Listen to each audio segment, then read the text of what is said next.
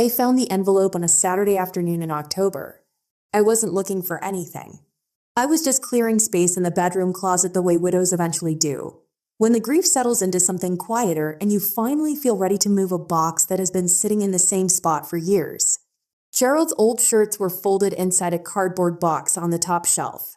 I lifted the box down and set it on the bed. And there it was, a manila envelope sitting flat against the closet floor, pressed under the weight of everything above it. His name was on the front. Not mine. His. I stood there for a moment. The afternoon light was coming through the curtain and the room smelled faintly of cedar from the wooden blocks I keep on the shelf.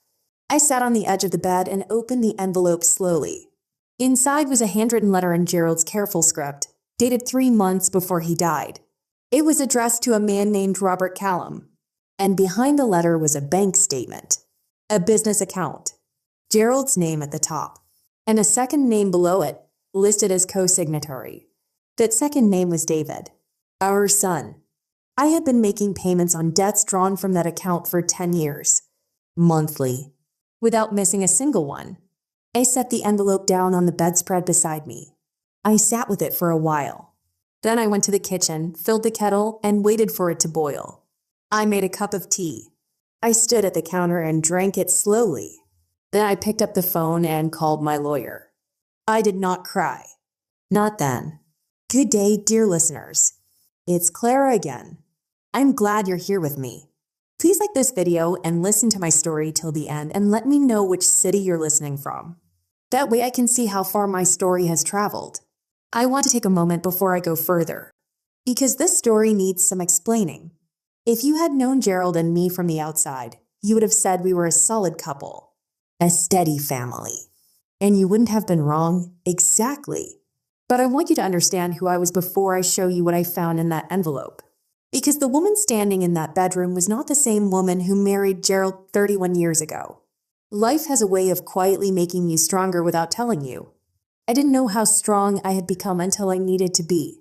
So let me start at the beginning. My name is Eleanor. I am 68 years old. I spent 22 years as a school administrator before I retired.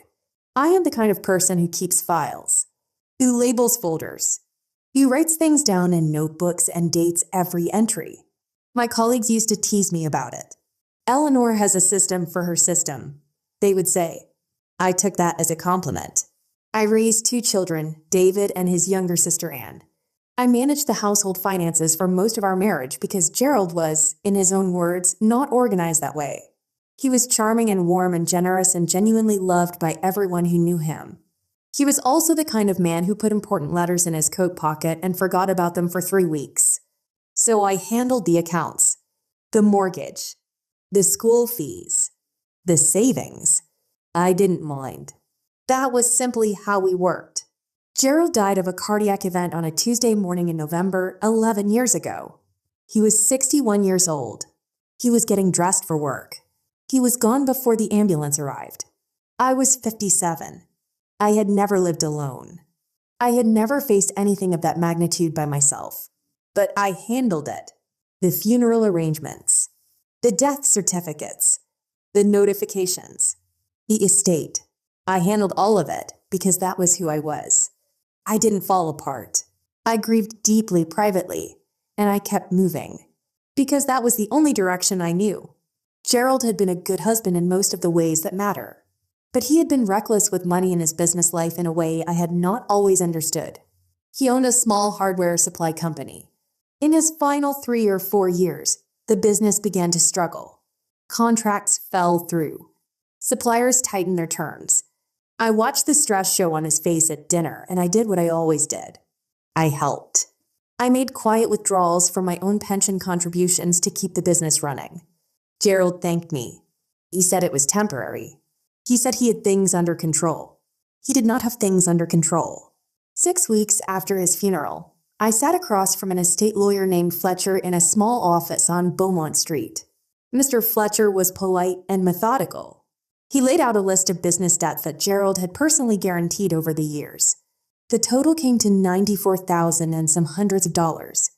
Mr. Fletcher told me that as Gerald's surviving spouse, and given the personal guarantees he had signed, I had a legal obligation to address these debts.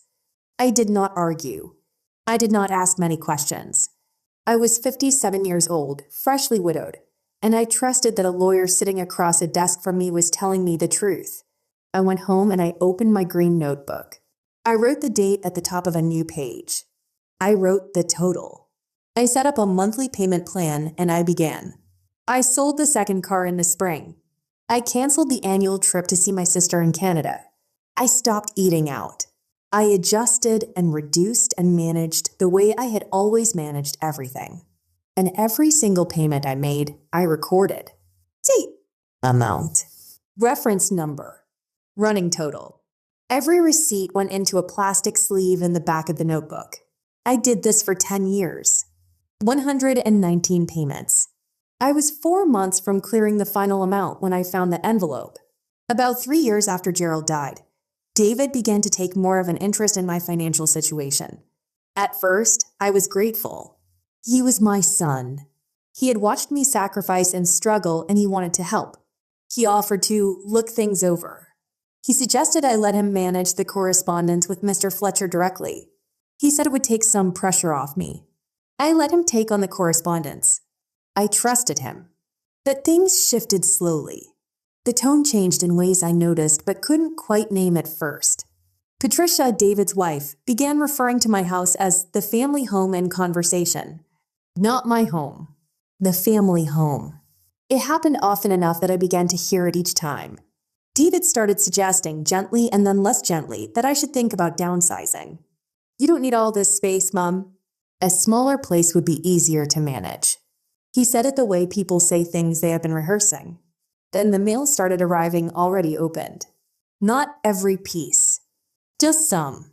Resealed carefully, but not carefully enough. I have been opening envelopes for 60 years. I know what an unsealed flap feels like. One afternoon, I went to the kitchen drawer where I kept my estate documents folder, and it was not there. I checked the drawer 3 times. I checked the shelf above it. I did not call David. I did not mention it to anyone. 3 days later, the folder was back in the drawer, exactly where it had always been. I noticed. I said nothing, but I started keeping the notebook in my bedroom instead. The moment that sharpened everything happened at my granddaughter Lily's 7th birthday dinner. We were all at David and Patricia's house.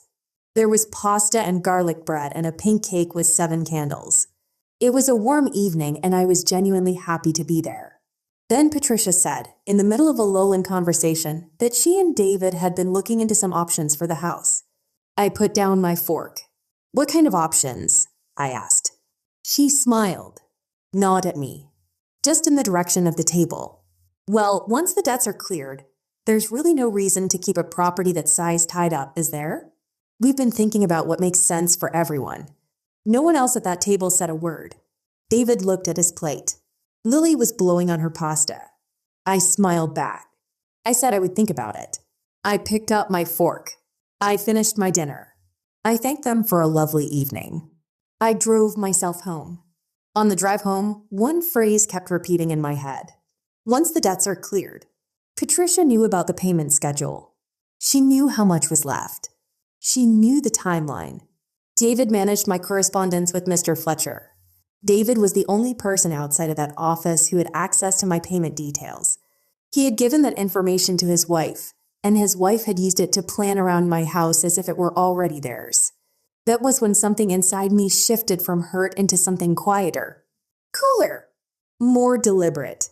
3 weeks later, I cleared out Gerald's closet.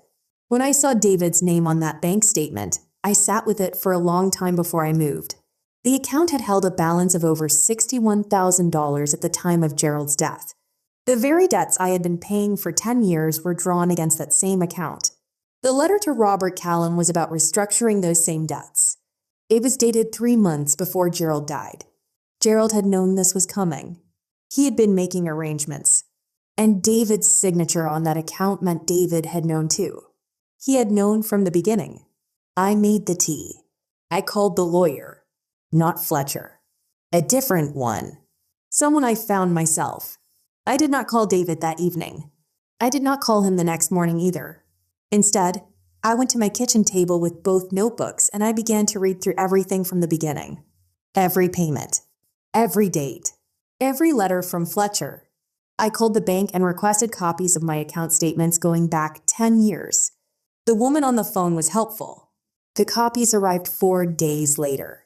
I sat at the kitchen table with the wall clock ticking behind me and I read every page. Then I got out my phone. My granddaughter Lily had shown me how to photograph documents the previous Christmas. I photographed every single page. The letter, the bank statement, the payment ledger, the estate correspondence. I uploaded them to an email folder and labeled it simply, Reference. I started a second notebook. I wrote the date. I wrote David's name and Fletcher's name, and I wrote what I knew and what I still needed to understand. Then I went to Sunday lunch at David's house the following weekend. Patricia had a stack of property brochures on the kitchen counter. She didn't mention them. I didn't mention them. I ate my lunch. I said the roast was lovely. I drove home and wrote 2 more pages in my second notebook. The solicitor I found was named Margaret Osei. She had been recommended by a retired colleague of mine who said she was thorough and did not rush. I made an appointment for Thursday morning. I brought both notebooks, the original estate documents, the copies from the bank, and the manila envelope. Margaret's office was on the 4th floor of a building near the Civic Center. It smelled like warm paper and the heater under her desk made a faint clicking sound. She read through everything I had brought without speaking for almost 20 minutes. I sat across from her and folded my hands in my lap and waited. When she finally set the papers down, she asked me several careful questions. Then she told me the following things. The business account bearing David's signature was a legitimate company account with liquid funds at the time of Gerald's death. The debts I had been paying for 10 years were drawn against that account and were legally the responsibility of the business, not of me personally. For Eleanor to be personally liable, she would have had to sign as a guarantor on those specific loans. She had not signed anything of the kind. Mr. Fletcher had represented her liability in a way that was either a serious professional error or something considerably worse. Then Margaret told me the number. The total of payments I had made above what I could ever have legally owed was $62,400. I felt the air go still in that room. The heater clicked under the desk. Mrs. Hartley, Margaret said quietly, you have been paying a debt that was never yours. I nodded. I did not trust myself to speak for a moment. Then I asked her to continue. What Margaret found next, over the following week, was the part that took my breath away the most. She pulled the original title documents for the house. 2 years earlier, David had asked me to sign some paperwork he described as routine estate administration. I had signed. What he had presented, I later understood, appeared designed to give the impression that the house had been moved into a joint estate structure. But the actual title had never changed. The house was still in my name alone. Still entirely mine. She also pulled Gerald's original will. The full version. David had told me at the time of Gerald's death that the will was straightforward and had been dealt with. But the will contained a specific clause. Any business debts were to be settled first from business assets before any personal estate funds were touched. The business account with David's signature had held more than enough to cover every debt at the time Gerald died. David had been a co-signatory on that account. He would have known the balance. He would have known the clause. He had said nothing. He had recommended Fletcher. And for 10 years he had watched me pay. I thanked Margaret. I put my coat on. I shook her hand. I walked to my car and I sat in the driver's seat for a while. Outside, the street was ordinary. People walking. A bus going past. Everything exactly as it had always been. I drove home and I made dinner. I ate it at the kitchen table. Then I called Margaret to tell her I was ready to proceed. The Sunday after my second meeting with Margaret, I went to David and Patricia's house for lunch as usual. I did not behave differently. I asked about the children. I complimented the food. After lunch, Patricia brought out a printed document in a clear plastic folder and set it on the table in front of me. We've put something together, David said. He was warm. He refilled my tea without being asked. It's a proposal to move the house into a family trust. Protects it from inheritance tax. Keeps it in the family properly.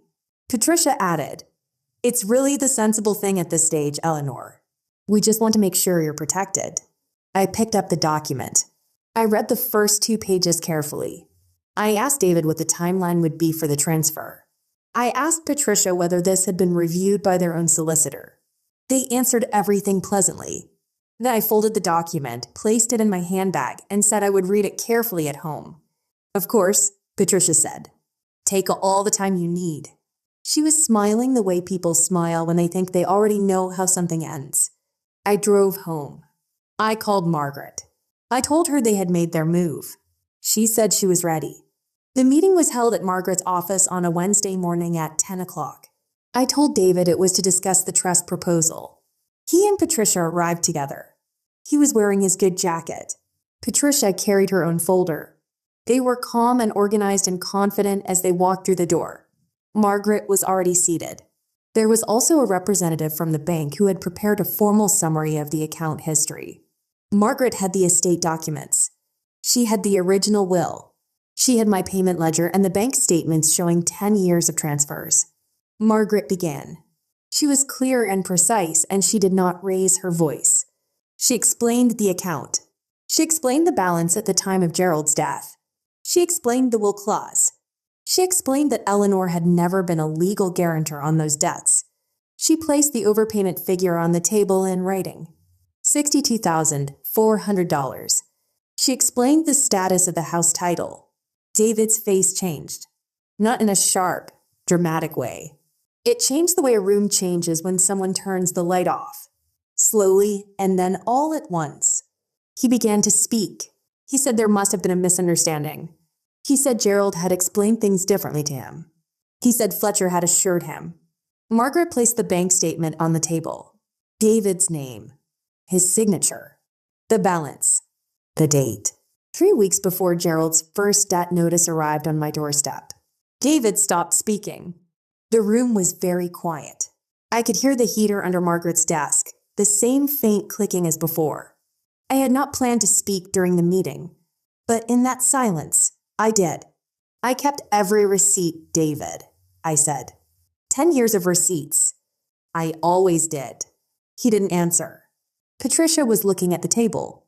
David agreed, through his own solicitor, to a formal repayment schedule for the $62,400. The arrangement was documented and signed. Mr. Fletcher was formally reported to the solicitor's regulatory authority. An investigation was opened. I was told that process could take time. I said I understood.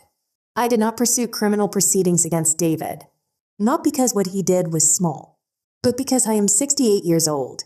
And I have spent too many years giving my energy to things and people that did not deserve it. My peace is worth more to me now than his punishment. That is not weakness. That is a decision I made clearly and calmly, and I stand by it. Patricia did not call. She did not write. She did not apologize. David called once, about 6 weeks after the meeting. It was a brief call. He said he was sorry. He didn't say for what specifically. His voice was tight and uncomfortable. I thanked him for calling. I said I hoped he would be well. I ended the call and sat quietly for a moment. Then I went and made tea. I did not invite them to Christmas that year. The first repayment installment arrived in January. I took a portion of it and booked 2 weeks in Portugal with my oldest friend, Rosalind. It was the first proper holiday I had taken in 11 years. We stayed in a small guest house near the sea. The evenings were warm and the bread at breakfast was still hot from the oven. I slept better than I had in years. Before I left, I bought a postcard at the airport. A photograph of the Algarve coast. Blue water. White cliffs. I wrote David's address on the back. I did not write a message. I posted it on the way to the gate. I think about that postcard sometimes. I think it said more than any words I could have chosen. There are a few things I have learned from all of this. Not lessons I was looking for, but ones that came anyway, the way real lessons do. Grief can make you trusting in the wrong direction. When you are in pain, you lean toward the people closest to you. You assume they are leaning back. That is not always true. The people who watch you suffer are not always the people who are suffering with you. Sometimes they are watching for different reasons. I do not regret paying those debts. I want to say that clearly. Because the woman who sat at that kitchen table every month and opened her green notebook and wrote down every number and kept every receipt, that woman was building something she didn't know she was building. She was building a record. And that record became the most powerful thing in the room on that Wednesday morning in Margaret's office. Keeping records is not obsession. It is self-respect. It is the quiet insistence that your life, your money, your choices, your name deserve to be documented. That you matter enough to be accounted for. And I will say this. I have found that the most dangerous person to underestimate is a quiet woman who has spent 10 years paying attention. I still have the manila envelope. I keep it in the kitchen drawer next to the tea bags. Not as a wound. As a reminder. A reminder that I kept going when I didn't know the whole truth. And that when the truth finally came, I was ready for it. Because the truth always has a timestamp. I would love to know. What would you have done? Would you have confronted David sooner? Would you have involved the authorities from the start? Or would you have done what I did and waited until everything was in order? Please leave your answer in the comments below. And please do like this video and subscribe if you haven't already. It helps more people find these stories. I read every single comment, and I especially love knowing which city you're listening from. You might be surprised how far across the world a quiet story can travel. Thank you for being here with me today. Until next time.